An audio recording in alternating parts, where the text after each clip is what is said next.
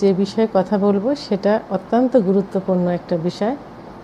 সেটা হলো নারীদের যৌন আগ্রহ কমে যাওয়ার কারণ এবং সমাধান। দৈহিক সম্পর্ক জৈবিক চাহিদার একটা বিশেষ অংশ। নারীদের যৌন আগ্রহ কমে গেলে অনেক সময় স্বামী স্ত্রীর সম্পর্ক অবনতি হয়, এমনকি সংসারটাও ভেঙে যায়। নারীদের যৌন আগ্রহ কমে যাওয়ার প্রধান দুইটা কারণ হলো মানসিক এবং শারীরিক সমস্যা। আমরা সাধারণত শারীরিক সমস্যাটাকে প্রাধান্য দিই বেশি, কিন্তু আসলে না, মানসিক সমস্যাটাই বড় সমস্যা।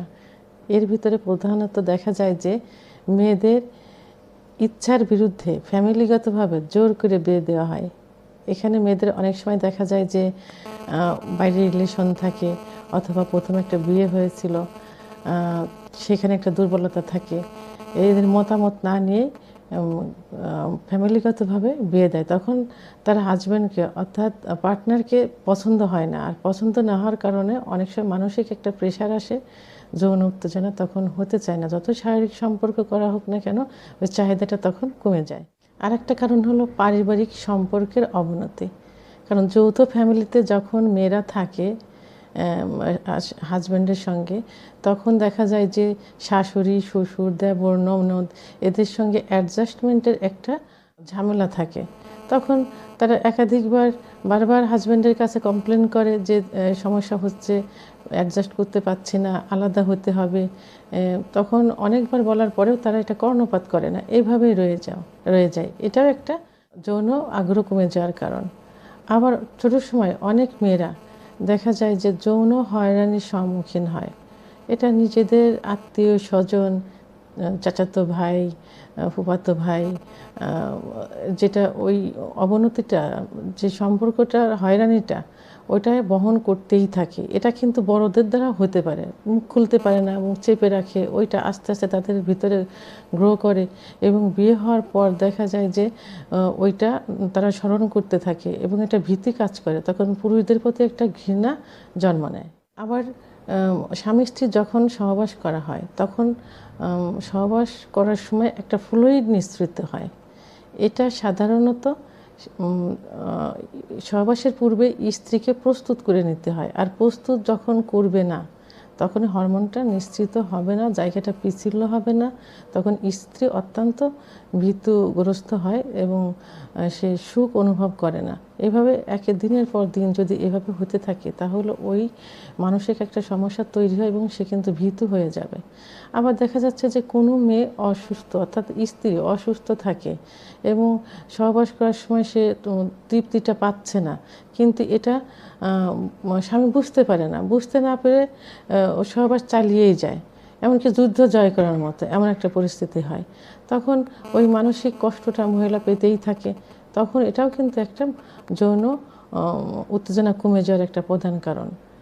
আবার অনেক সময় দেখা যায়, আবার না, যেটা প্রধানত বেশিরভাগ ক্ষেত্রে এটা হয় যে ফ্যামিলিগতভাবে যে বিয়েটা হয়, তখন ছেলে মেয়ে কিন্তু একে অপরকে চেনে না, বোঝে না, জানে না। তখন হাজব্যান্ড বাসর ঘরে এসেই তার সঙ্গে পরিচিত না হয়ে, বন্ধুসুলভ আচরণ না করে, একে অপরকে না জেনে সহবাস শুরু করে। ওই বইয়ের মনে তখন কিন্তু একটা স্বামীর প্রতি একটা আতঙ্কগ্রস্ত হয়, একটা খারাপ মনোভাব হয়। এটাও দীর্ঘদিন বইতে থাকে। আবার যেসব মেয়েদের ছোট সময় বিয়ে হয়, অর্থাৎ তারা দৈহিক সম্পর্কে কখনো লিপ্ত হয়নি, সেই সব মেয়েরা বাসর ঘরে গেলে স্বামী সাধারণত যখন সহবাসে লিপ্ত হয়, তখন ওই সতীচ্ছেদ পর্দা, অর্থাৎ হাইমেন নামক যে পর্দাটা থাকে, সেটা চিড়ে যায় এবং তখন রক্তক্ষরণ হয়। সহবাস করলে মেয়েরা অত্যন্ত কষ্ট অনুভব করে। এইটা স্বামী বুঝতে না পেরে পরপর 3-4 দিন যদি একই নিয়মে একইভাবে সহবাস করতে থাকে, তাহলে ওই মেয়েটার মনে, অর্থাৎ নববিবাহিত ওয়াইফের মনে একটা আতঙ্ক সৃষ্টি হবে। আর যখন সে আতঙ্কিত হবে, তখন কিন্তু উত্তেজনা শক্তি কখনোই থাকবে না এবং ওটা কমে যাবে। আর ওই যে একটা ভীতুটা রয়ে গেল, ওইটা পরবর্তীতে তার হাজব্যান্ডের প্রতি রয়ে যাবে। তখন যৌন আগ্রহ কিন্তু কমতেই থাকবে ধীরে ধীরে। এত সময় আমরা মানসিক সমস্যাগুলো বললাম, এখন আমরা শারীরিক সমস্যাগুলো বলবো। শারীরিক সমস্যার ভিতরে মেয়েদের একটা নির্দিষ্ট বয়স আসে, 45 থেকে 50 বছর বয়স পর্যন্ত। এর ভিতরেই মেয়েদের মাসিকটা বন্ধ হয়ে যায়, সেটাকে মেনোপজ বলে। আর এই মেনোপজের সময় মেয়েদের হরমোনের তারতম্য হয়, তখন সেক্সুয়াল সমস্যা হয়। সহবাসে দেখা গেল যে ভিতরে জ্বালাপোড়া করছে এবং শুষ্ক থাকে, ফ্লুইড নিঃসৃত হয় না, তখন যৌন আগ্রহটা কমে যায়।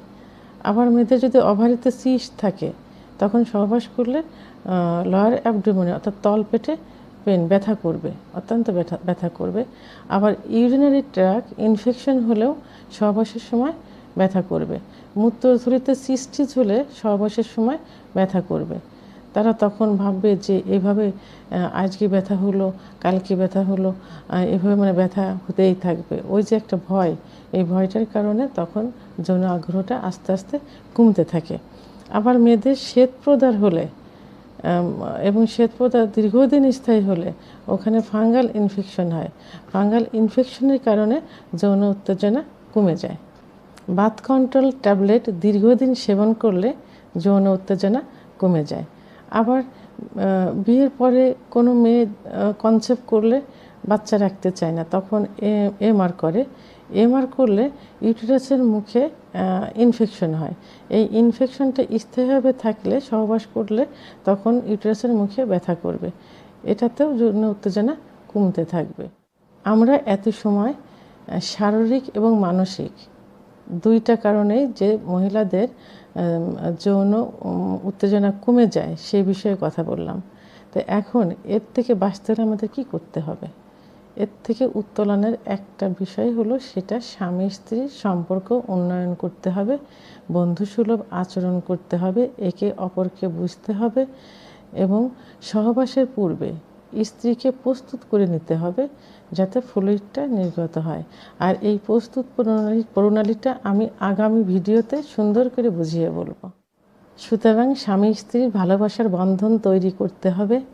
এরপরেও যদি মহিলাদের কোনো সমস্যা থাকে এবং যে শারীরিক যে সমস্যার কথাগুলো বললাম, এই সমস্যাগুলো আপনার দ্রুত চিকিৎসকের শরণাপন্ন হতে হবে, হোমিওপ্যাথি আয়ুর্বেদিক ওষুধ সেবন করতে হবে। তাহলে বিনা কিছু কিছু রোগ যেগুলো বিনা অপারেশনেই এটা সেরে যাবে এবং মহিলাদের যৌন উত্তেজনা বৃদ্ধি পাবে। আর যে পুরুষদের সেক্সুয়াল সমস্যা থাকে, দুর্বল থাকে, সেসব পুরুষদের অবশ্যই চিকিৎসকের শরণাপন্ন হতে হবে এবং হোমিওপ্যাথি আয়ুর্বেদিক ওষুধ খেলে খুব দ্রুতই সমস্যার সমাধান হবে। আমার ভিডিওটি যদি ভালো লাগে তাহলে অবশ্যই আপনারা লাইক, কমেন্ট এবং সাবস্ক্রাইব করবেন।